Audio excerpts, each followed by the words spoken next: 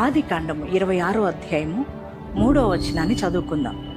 నేను నీకు తోడయుండి నిన్ను ఆశీర్వదించదను. ఎవరు తోడలేరని బాధపడుతున్నావా? ఈ సమస్యలు ఎలా ఈ అప్పులు ఎలా తీరుతాయి, ఈ యొక్క ఆర్థిక పోరాటాలు, ఈ కష్టాలు, ఈ నష్టాలు, శోధనల సమయంలో నాకెవ్వరు తోడలేరే, నా జీవితంలో ఆశీర్వాదం లేదని బాధపడుతున్నావు కదా, నీతో కూడా దేవుడు మాట్లాడుతున్నారు. నేను నీకు తోడై ఉంటా, నిన్ను నేను ఆశీర్వదిస్తానని దేవుడు నీకు వాగ్దానం ఇస్తున్నాడు. దేవుని బిడ్డలారా, ఆయన మాట ఇంకా భయపడద్దు, ఇంకా దిగులెందుకు, ఇంకా కృంగుదల ఎందుకు?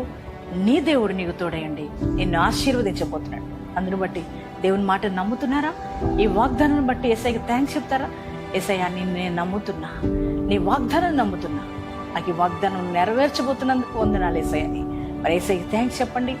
ఎంతమంది ఈ వాగ్దానం మీరు రిసీవ్ చేసుకున్నారో మీ అందరి జీవితాల్లో ఈ వాగ్దానం దేవుడు నెరవేర్చునుగాక.